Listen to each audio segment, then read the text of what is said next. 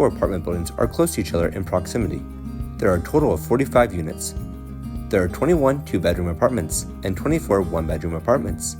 Terrace has a new TPO roof installed in 2023. Terrace Annex has a new shingle roof installed in 2023.